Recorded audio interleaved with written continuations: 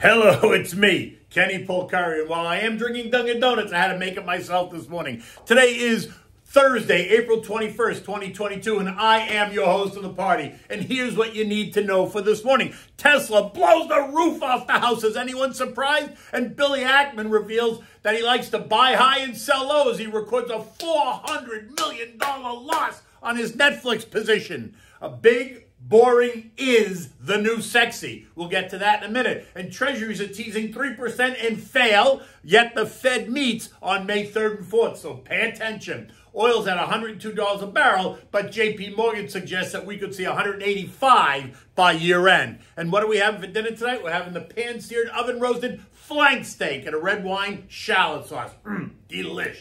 Okay, it was a mixed day yesterday. The Dow rising 250 points, the Russell added 8, transport's up 260, all while the S&P fell by 3 points and the NASDAQ was lower by 170. You can blame Netflix for the losses on the NASDAQ and the weakness in the S&P, as it is a member of both those indexes. And with yesterday's beatdown, the stock lost 35% or $123 a share. It was not a good day for the sexy high-growth names. And Cathie Woods' ARK ETF is the very definition of that pain. Her ETF lost another 6%, taking it down 41% in a year. Names that are in that portfolio: Roku, Zoom, Teladoc, Coin, etc., etc., etc. All you have to do is look at all the year-to-date performance figures to assess the damage. But in the end, why is anybody surprised? Haven't we been concerned about valuations in a rising rate environment and what that will do to the high-growth names? Economic data showed that existing home sales fell by 2.7% month over month, while last month's decline was revised to show an even weaker performance. In addition, mortgage apps, which have been under pressure with rising rates, showed a decline of 5% week over week, continuing a trend that suggests a correction may be coming in this very hot housing sector.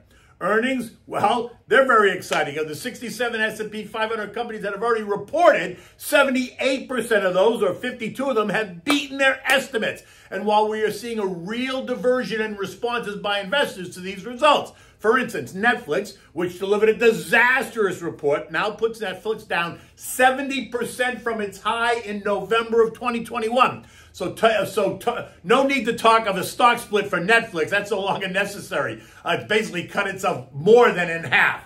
And as expected, a range of analysts found it necessary to take their buy ratings on the stock down to neutral at best. Only one firm came with an outright sell rating, and they have a $235 target on it. And that's great, considering it closed at $226 last night and looks weaker again this morning. And Billy Ackman revealing that he blew out his $3 billion Netflix purchase to record a $400 million loss. Kind of reminds us of his Valiant trade a few years ago that saw a 96% loss on that position too. But look, he is still kicking, so what can you say?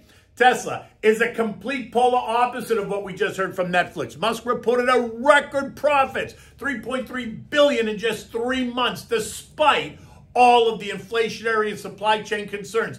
Deliveries up 70% and could have been higher if we didn't have those supply chain issues. And even so, Lonnie expects to produce 60% more cars this year versus last. And guess what? He's getting a $23 billion bonus as a result of this report, giving him more ammunition to take over Twitter. The stock fell 5% during the trading day yesterday, ending at $977 a share. And then it rallied in the after-hours session after the report, rising nearly $80 or 6.5% to $1,040. And this morning it's quoted a bit higher. Anyway, now on to the new sexy names. Which are they? IBM, which many have seen as dead money for a while. Surprised investors reporting inline earnings, but reporting larger gains in revenues, credited to their hybrid cloud offerings. Investors loved it and took the stock up 7% in the day. Morgan Stanley offered this assessment: the outlook reflects improving execution and a constructive IT market backdrop where software services spend should remain resilient, even in this challenging environment. This leaves IBM up 4.5% on the year, and add in their 4.7% dividend yield, and it's off to the races. It's the new sexy. Next up is another American stalwart, Procter & Gamble, up 2.7% in the day. Add in the 2.2% dividend yield, and that falls into the value and sexy camp that I've been talking about. better sales growth, better organic revenue growth, a measure that strips out some items, and that rose 10% versus the expected increase of 6%. In addition, the maker of Charmin toilet paper raised their full-year organic growth number from 5% to 7%. Now, full-year earnings are expected to grow at 3% due to increased costs, think inflation, and foreign exchange challenges. Okay, everyone knows that. That's nothing new. In any event, it falls into that big, beautiful, yet boring core holdings that offers stability and growth in an uncertain time. And just now, American Telephone, another American stalwart, reports and beats across the top and bottom lines at 77 cents a share versus the estimate of 60 cents a share. HBO Max added 12.8 million new subs. Revenues are up and future guidance was strong or is strong. The dividend yield of 5.7% is not bad as well. Again, think the value camp. There's this recurring theme going on here, right, that I'm talking about. And like I've been saying, while the indexes suggest weakness in the broader market, money is not fleeing. Money is just moving around and as it looks for new opportunity. And boring, big and boring, is the new sexy. Coal names, fertilizer names, energy names, consumer staple names, essential stock names like Costco, Microsoft, Waste Management, ExxonMobil, United Healthcare, ADP, Johnson & Johnson, Bristol Myers, Archer Daniels Midland, iPaper, and Verizon are all the new sexy. 10-year Treasury yields ended a bit lower as investors continue to digest the most recent push higher. On Monday, we kissed 3% and backed off. This morning, 10-year yields are hovering around 2.86%. And with the FOMC, the Federal Open Market Committee, meeting only a week away, investors are preparing for that 50 basis point move. Now listen, over the next 2 days, see if you hear any more talk of a possible 75 basis point move as revealed the other day by Jimmy Bullen.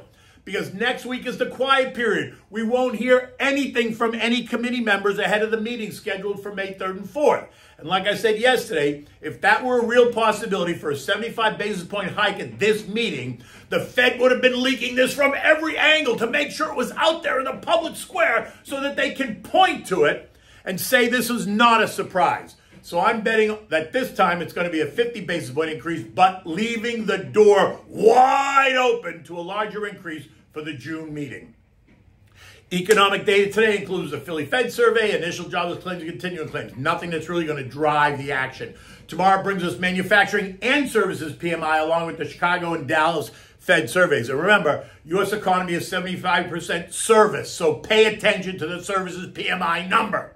Oil continues to churn right in line here at about $102 a barrel. Europe is said to stop all Russian imports of oil by next month. Japan thinks that if that JP Morgan thinks that if that happens, we're going to see oil surge to $185 a barrel. Let's hope JP Morgan is wrong. I mean, I love JP Morgan, but at this point, let's hope they're wrong. This morning, U.S. futures are up. Dow's up 221, S&P's up 36, the Nasdaq's 145, and the Russell is adding 18 points. Treasury prices are a bit lower, and that's sending yields a bit higher, but no one's going to pay attention to that just yet because they're more focused on all these earnings. And certainly about Tesla and then what Tesla's going to do with Twitter. And that is helping to calm the psyche and send stocks higher. But don't get lulled in anything just yet. Let's pierce 3% on the 10-year and then see what happens. In addition, let's see what the Fed has to say on May 4th, what language they're going to be changing, and what does that do to the tone of the message. Earnings today include a lot of bellwethers. Dow, Danaher, Alaska Airlines, and Telephone. They've all reported so far, and they all beat. Still to come, NUE, Freeport, FCX, BX, NEE, Philip Morris, and TSCO. European markets are all higher. 10-year Bund, which are German bond, their yields rose by 7 basis points. Investors are betting on 3 rate increases for the ECB this year, totaling 75 basis points, while the ECB begins also a more restrictive policy set that is intended to slow the swift pace of inflation. Today, they're going to get the Eurozone CPI. What will that show? And recall that yesterday, German PPI revealed a 30% increase at the producer level.